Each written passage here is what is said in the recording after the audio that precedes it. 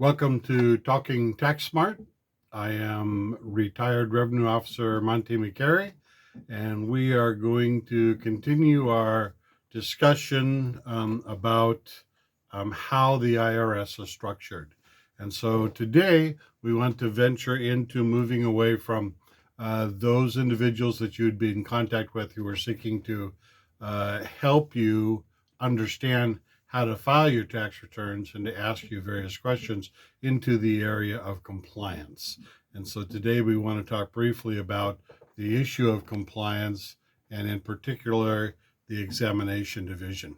Now, the examination division covers a lot of ground.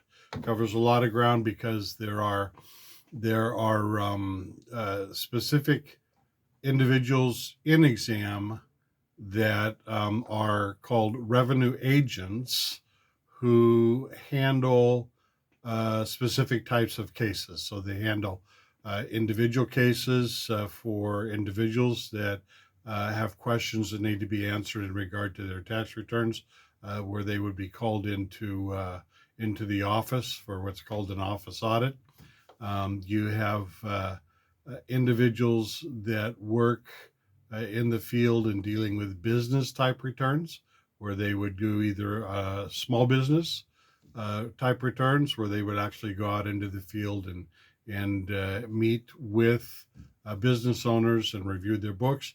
And then you have large case that these examiners, these agents, would go out into the field, and they would sometimes spend weeks at a large business reviewing their books and looking at the issues surrounding how the large business functions in regard to compliance. But aside from that, you also have people that work in the compliance area in the service centers. So you have people that work in the service centers, for example, that are looking at, I guess the best way to put it would be looking at whether or not people have been honest and how they filed their tax returns, or people that have just forgotten that they might have received a particular money. Now we're going to do a podcast down the road a piece where we're going to talk about the complexity of how the IRS looks at doing a tax return review and looking at issues from start to finish. So, for example, when you get paid, there are documents that are going to be provided to the Internal Revenue Service at the end of the year. There are cross checks that go through that can take up to half a year and a half. So, for example, when you get pay information from your employer sends the W-2. They send a copy to you. The W-2 originally goes to the service center, and then once, no, not the service center, but the Social Security Administration. And once the Social Security Administration is done with it, then it's sent to the service center for there to be cross checks to be done. You have documents that if you're involved with banks or stock transactions or anything that would be covered under a 1099 information filed with the Internal Revenue Service, that information is going to be cross-checked against the information you put up on your return. And it may be that if there are differences, then those differences have to be reconciled. And the way that they would be reconciled is that the IRS would send you out a notice, and they would say, we've noticed that there's this discrepancy. That the notice is called a CP 2000. And they would say that we notice there's been a discrepancy. They would give you a time to respond. They'll state what the discrepancy is. They'll give you time to respond to it. And if you fail to respond to it, then they will go ahead and they will assess your return based upon the information that has been provided to us. Once your return has been assessed, there's a process that you are legally allowed to go through, an appeals type process to challenge the assessment. Or if you never got it and didn't respond to it or didn't know how to respond to it, then it's possible to have it backed into and looked at in order to determine whether the adjustment was legitimate or not. So that's a form of examination, as it were. And so the all of these things look at the issue of quality within the tax return, so that when you file a tax return, the information that you provide is checked to see whether or not there are issues that need to be brought up. So you have things that happen at the service center. You have information that comes out to the offices for revenue agents to look at and to contact you, either asking you to come in or respond to them in a correspondence fashion with the information they need to know to reconcile the differences. Now, what you do need to know is that if you receive a call or a correspondence that you need to respond for an examination, they're going to state specifically what they're looking for. So a lot of people are confused. They think that if the IRS has sent you a letter and they want to do an audit on your return, that they're just going to audit the whole general thing. And that's not true. They're looking for a very specific thing that they need to clarify. So most of the time, these types of issues come up for people who file returns where they have itemized deductions, either itemized deductions or they're small business and they have business deductions, which may or may not be questionable. They will state clearly what it is they're looking for. And my recommendation to you is that you address specifically what it is that they're asking, and that you don't provide any more information than what they're asking for. There there have been many people that simply, come in and plop down all their receipts and everything, and tell the auditor to, you want to look at my return, a little bit of attitude. You want to look at my return? Have at it. Well, when you do that, you're basically authorizing a fishing expedition. And that auditor can then go in and they can start looking at all kinds of issues. That's not the best way to approach this. The best way to approach this is ask specifically what they're interested in, what they're questioning, and provide the documentation specifically for that issue, and not any more than what they request. So that's a very important aspect of understanding how to deal with an audit. Same thing happens if you have an audit. You're going to be given a finding in regard to the audit, and a judgment that has been made by the IRS agent, and that agent is going to then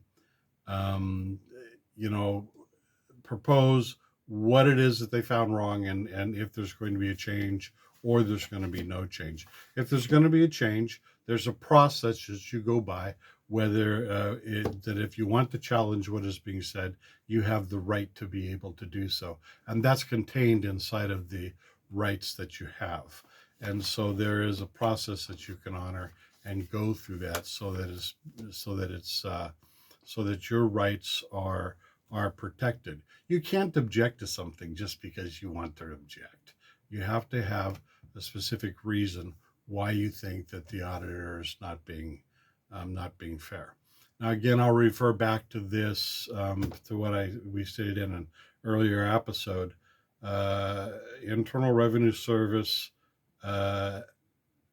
agents, so examination agents, do not carry weapons. They are not authorized to carry weapons. They do not carry weapons. So it's a misnomer to think that would be the case. So the other thing that we would look at then is, okay, so once an examination has been done, and the change has been made to the return, or changes have been made to a return. Now remember that we're talking about civil law here, not criminal law. So in civil law, the IRS has the authority to make the changes based upon the information that they have.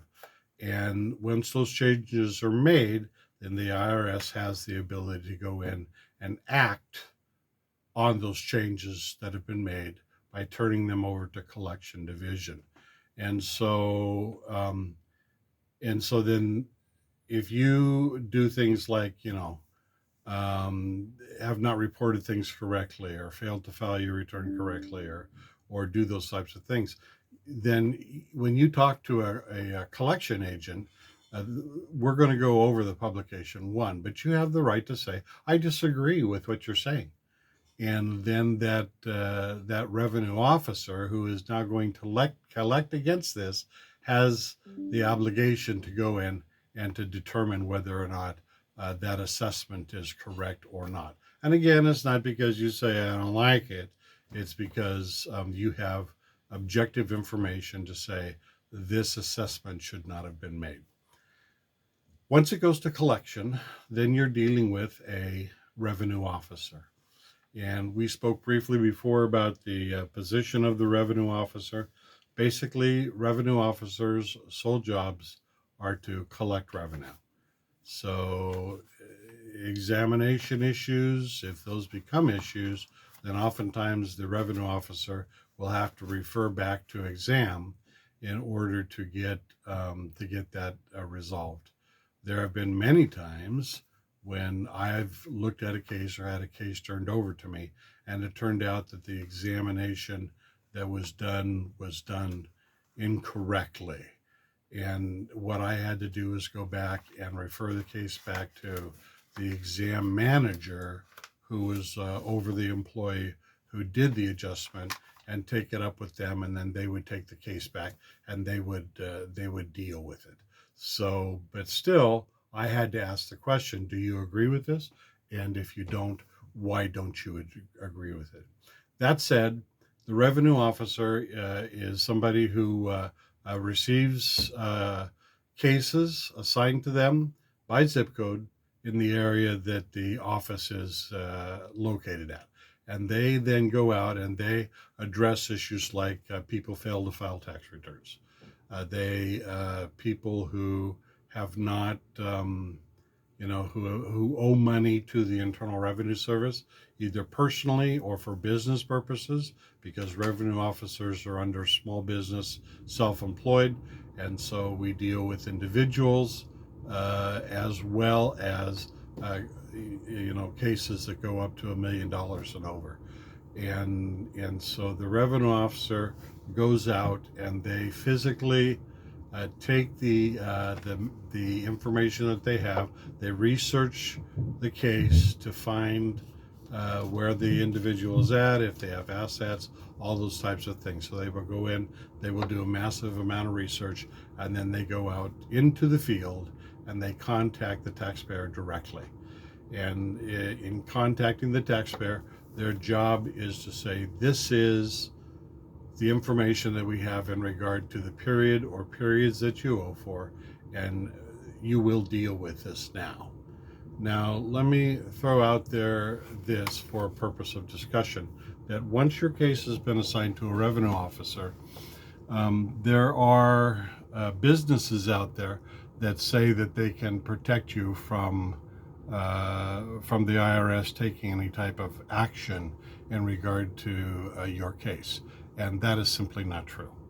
The revenue officer who is in charge of your case has the ability to file liens, to take levy action, to seize property, to do all those things that is necessary to make sure that this case is closed. If you cooperate with the revenue officer, then yes, you can forestall certain things, but it is almost guaranteed, depending upon the amount of money that's involved, at the very least, a federal tax lien will be filed.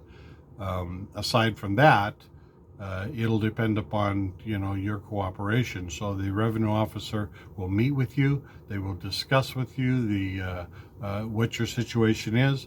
They will provide guidance on how you can resolve that situation. They will give you time frames to meet.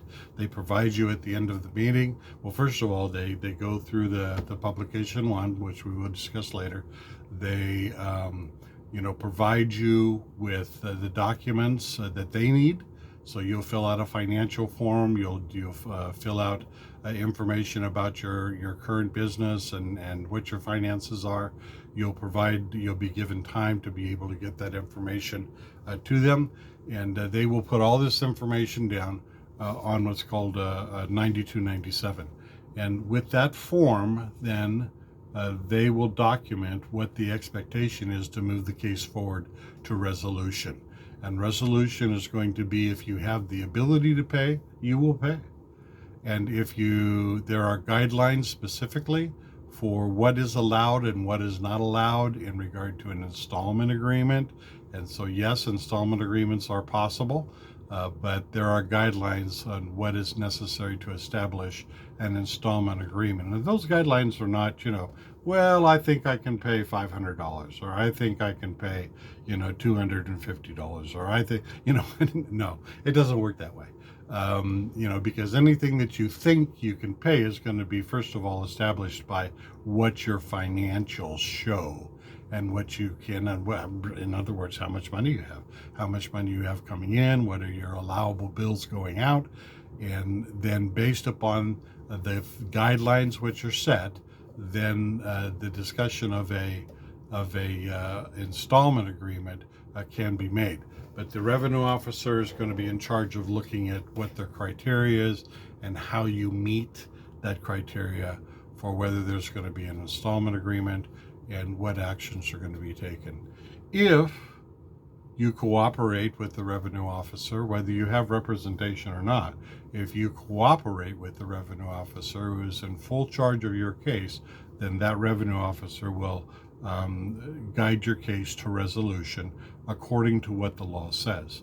If you don't cooperate, you don't provide documents, you don't provide things as you're requested to, you drag your feet and take your time, you provide false documents, that is, that you are lying to the revenue officer about what assets you may or may not have, then the revenue officer will take enforcement action, which goes back to levy, seizure, being able to take money from your bank account, being able to garnish wages from an employer.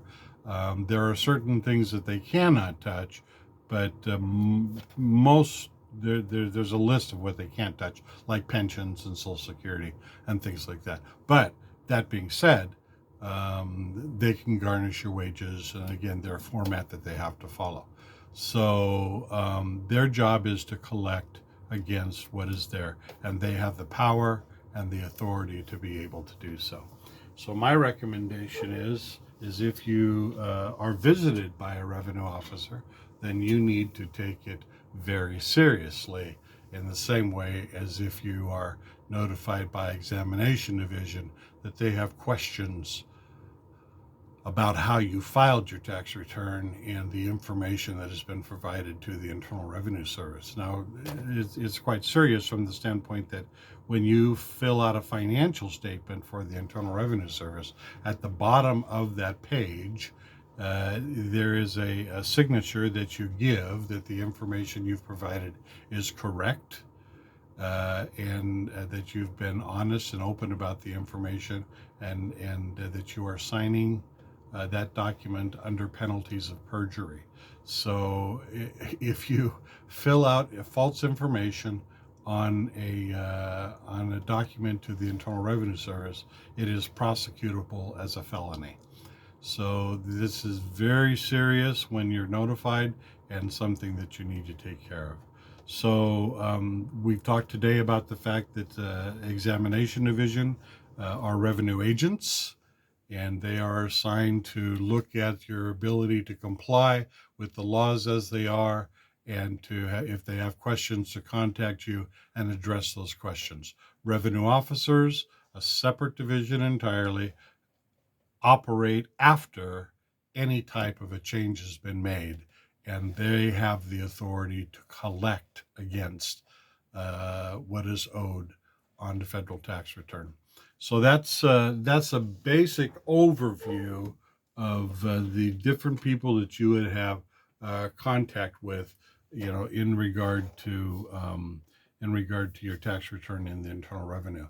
Remember, I did say that in wage and hour that there is a division that is called automated collection, and they for certain dollar amounts you could be notified through a series of notices that you owe the Internal Revenue, and nobody would visit you. But if you fail to respond to those notices, then it is possible that you could get a knock on the door by an Internal Revenue officer who will show you their credential and proceed to take steps to interview you and to determine whether or not you have the ability to pay what you owe the Internal Revenue or not.